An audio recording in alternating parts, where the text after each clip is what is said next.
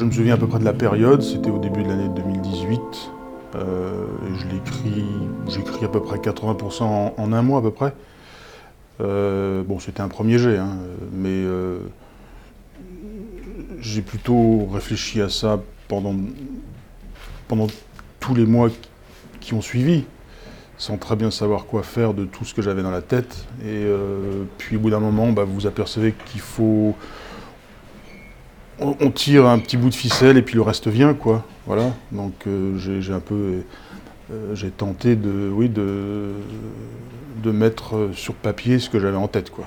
Sachant que ce que j'avais en tête, c'était quand même assez confus, assez désordonné. Et donc la difficulté, c'était comment mettre de l'ordre dans le désordre, tout en transmettant au lecteur ce désordre. Fallait pas que ce soit trop bien rangé et trop bien ordonné, sinon on fabrique quelque chose d'un peu artificiel. Donc voilà, donc c'était ça un peu la difficulté que j'avais durant les mois. De temps en temps, je me posais la question de savoir s'il fallait que j'écrive quelque chose. Je me posais la question de savoir si j'en étais capable, si ça avait de l'intérêt. Voilà. Et puis quand j'ai commencé à écrire, finalement, l'essentiel est venu assez vite. Que faire de tout ça? Quand vous faites, qu'est-ce qu'il faut en faire? Est-ce qu'il faut le garder? Est-ce qu'il faut le mettre sur papier? Je pense pas. J'ai pas donné à ce travail d'écriture une portée thérapeutique. J'ai pas écrit, comme on dit, pour se reconstruire, des choses comme ça, parce que je crois pas trop à ces choses-là. Et je pense que je l'ai plutôt écrit pour peut-être faire comprendre au lecteur, parce qu'on s'adresse au lecteur. C'est pour lui faire peut-être comprendre des choses qu'il n'avait pas compris ou qu'il ne savait pas. Donc c'est plus une transmission qu'une reconstruction. Ce qui est écrit reste. Et même tout ce que vous avez dans la tête, ça ne sort, si vous ne l'exprimez pas, ça n'existe pas. Donc ce qui existe, c'est ce qui est écrit, c'est ce qui est écrit noir sur blanc, et c'est ce qui reste. Et même si vous parlez avec les gens autour de vous, ce ne sont que des mots, et très vite c'est oublié. Donc je voulais aussi que ça soit fixé, et que ce soit un repère pour moi, puis aussi pour les autres, si ça les intéresse, quoi.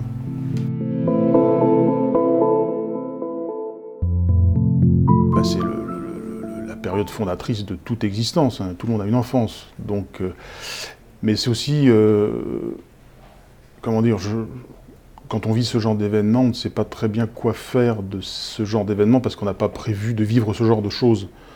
Donc comment intégrer un acte pareil dans votre existence? Et donc vous devez, j'essaie de réfléchir, vous devez essayer de mettre ça un peu en perspective par rapport à votre vie passée. D'où vous venez, où vous avez été, et où vous vous retrouvez un jour.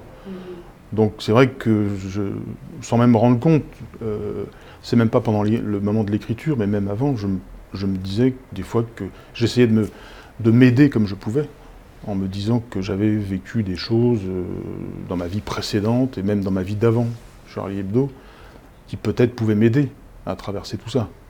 Et donc c'est vrai que du coup, vous remontez jusqu'à l'enfance. Mais aussi parce que l'enfance, c'est la période vraiment où on découvre les émotions les plus primitives, la peur, la joie, toutes ces choses. C'est là où on découvre tout. Et quand on est confronté à la violence, vous êtes presque dans une situation d'être infantilisé. C'est-à-dire que vous avez l'impression d'être à nouveau au début ou à la fin de quelque chose. Vous retrouvez des émotions primitives et presque infantiles. Donc c'est aussi pour ça que moi ça m'a aidé, effectivement. J'ai essayé de comprendre ce que j'ai pu vivre avec des émotions que j'avais déjà vécues avant.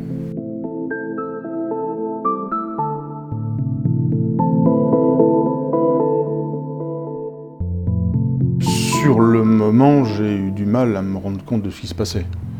C'est ce que je raconte un peu dans le livre. J'étais un peu, pas sur une autre planète, mais la violence fait que vous vous rétractez sur vous-même.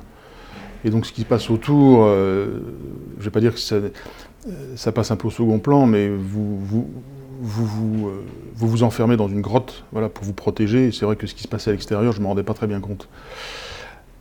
Mais du coup, quand on se rend compte de ce qui s'est passé, c'est presque encore plus intimidant. C'est vrai qu'on se dit, j'étais presque gêné qu'il y ait autant de gens qui soient à ce point perturbés, traumatisés par ce qui nous était arrivé. Je me sentais presque coupable de ce qui leur arrivait aussi. Mais c'est vrai qu'on est dans une position où d'un seul coup on n'est plus maître de son destin, puisque les gens s'approprient cette expérience, tout le monde a quelque chose à dire de ce qui s'est passé, et vous faites presque partie de leurs souvenirs à eux. Vous devenez vous-même une part intégrante de leurs souvenirs à eux, sans même le demander, voilà, vous leur appartenez. Voilà, ils vous parlent de ce qui s'est passé, comment eux ils l'ont vécu, et donc c'est un événement qu'on ne peut pas s'approprier pour soi-même, quoi. Tout le monde se l'est approprié. Tous les gens victimes d'attentats ou de violences, la première angoisse, c'est la solitude, c'est de se sentir seul. C'est ce que je décris un peu quand on est dans les locaux, quand on a en attendant les secours, c'est un sentiment de solitude terrible. Alors c'est sûr que quand on voit que des gens vous soutiennent, même dans la rue, vous disent bonjour, c'est capital. Dans ces moments-là, je crois que... Mais c'est aussi réciproque, il faut aussi nous aller vers les autres. C'est pas uniquement les autres qui viennent vers nous, c'est aussi à nous d'écouter les autres. C'est ce que je dis au journal. Les gens ont été très attentifs à ce qui nous est arrivé, mais il ne faut pas oublier qu'on est aussi des journalistes, c'est aussi à nous d'aller écouter les autres. Il ne faut pas perdre de vue qu'on n'est pas au centre, c'est un échange. Voilà, et tout ce qu'on nous a donné, c'est à nous aussi d'être capable de s'intéresser aussi à ce que vivent les autres.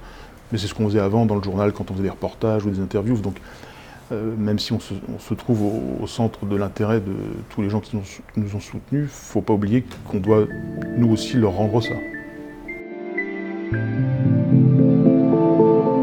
C'est un détail d'un tableau que j'aimais beaucoup quand j'étais gamin, et qui, je trouve que dans les tableaux, on ne s'attarde pas suffisamment sur les détails, justement.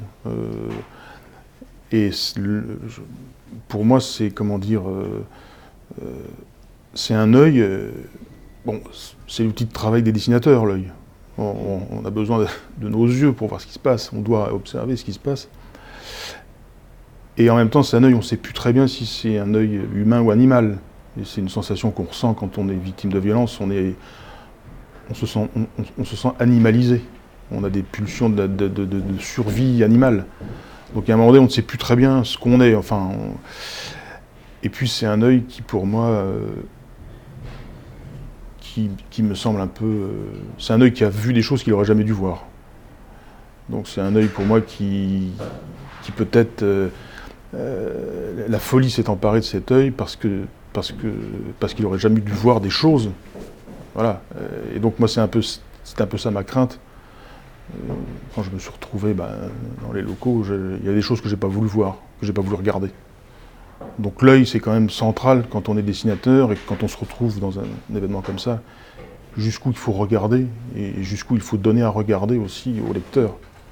Voilà, donc c'est vraiment capital pour moi, le regard. C'est un détail d'un tableau de Géricault, quoi. C'est le chasseur à cheval qui est au Louvre. Et que quand j'étais gamin, c'est ce que je raconte dans le livre, je m'étais entraîné à le dessiner par cœur, voilà. Parce que j'aimais beaucoup ce tableau. J'ai toujours trouvé que dans ce tableau, il y avait une espèce de violence qui émergeait, de violence et de folie, quoi. On ne sait pas très bien où on est, et on est au milieu du chaos et de la mort dans ce tableau. C'est sur un champ de bataille. Donc voilà, quoi.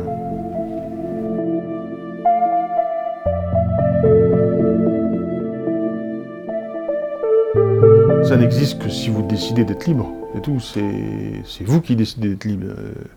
La liberté, elle ne vous est pas due, elle n'arrive pas un beau matin par la poste, c'est vous qui organisez votre liberté, qui la définissez. Donc si vous êtes moins vigilant, si vous faites moins attention, vous êtes tout doucement de moins en moins libre, et l'espace de liberté que vous avez réussi à conquérir, tout doucement il se rétracte inévitablement. Donc il faut tout le temps être en lutte pour qu'il ne se rétracte pas, pour le maintenir et peut-être même l'élargir. Donc c'est une lutte incessante, qui est presque épuisante et qui vous met toujours dans l'inconfort, et qui, à mon avis, n'est pas possible. On ne peut pas être libre si on se laisse aller à ce que je dis, c'est-à-dire au confort intellectuel, quoi. Il n'y a rien de pire pour moi que le confort intellectuel et que le confort en général. C'est l'inconfort qui vous fait faire des choses et qui vous donne l'énergie pour toujours maintenir sa liberté. Je pense qu'il faut, quand on est dessinateur de presse, en tous les cas quand on travaille dans la presse d'opinion, oui, il faut se battre Et alors, il s'agit pas, on n'est pas là pour faire des guerres, on n'est pas des guerriers, mais il faut au moins se battre pour soi-même, voilà, pour ce à quoi on croit. Mais ça, parce que rien ne nous est dû. Rien ne nous est dû. Et c'est vrai que des fois, on voit les gens qui ne se rendent pas compte de la fragilité de ceux dont ils jouissent dans une démocratie, ils ne se rendent pas compte à quel point ça peut disparaître très vite, et c'est un peu désespérant, quoi. Et donc c'est ce qu'on essaye de faire à Charlie et dans d'autres médias, il n'y a pas que nous, hein, d'essayer de maintenir un peu cet esprit de combatif, voilà. Pas guerrier, mais combatif. Quand vous décidez d'écrire sur le 7 janvier, ça ne peut pas être que de la souffrance. C'est aussi, moi je dis, c'est un crime politique. Donc j'étais un peu écartelé entre la nécessité de dire ce qu'on peut vivre personnellement, mais aussi c'est aussi mêlé c'est inextricable avec la dimension politique. Pour moi, Charlie Hebdo, c'est un journal politique, et même si on fait du dessin ou de la caricature, c'est toujours une démarche politique. C'est pas simplement, comme les gens pensent souvent qui ne connaissent pas Charlie Hebdo, c'est pas de faire des blagues ou pour faire rigoler les gens, il y a toujours quelque chose derrière. Et quand vous voyez aujourd'hui comment certains journaux font disparaître la caricature, vous dites que c'est quand même grave, parce que quand vous regardez l'histoire de la démocratie, le signe que vous êtes dans un espace démocratique, c'est quand il y a des dessins satiriques. Ça a l'air de rien, mais quand il y a de la satire, il y a un esprit de liberté et de démocratie. Et quand ça disparaît, ça veut dire qu'il y en a moins. Et souvent, quand il m'était arrivé d'aller faire des reportages à l'étranger, je demandais toujours s'il y avait des journaux satiriques. Et c'est un peu le thermomètre qui vous dit si vous êtes dans un pays plus ou moins démocratique ou pas du tout démocratique. Donc, un journal comme Charlie Hebdo ou d'autres journaux, vous dites, c'est un peu comme le serein qu'on descend au fond de la mine. Hein. Tant qu'il chante, ça va, mais quand il chante plus, c'est qu'il y a quelque chose qui est en train de disparaître. Voilà.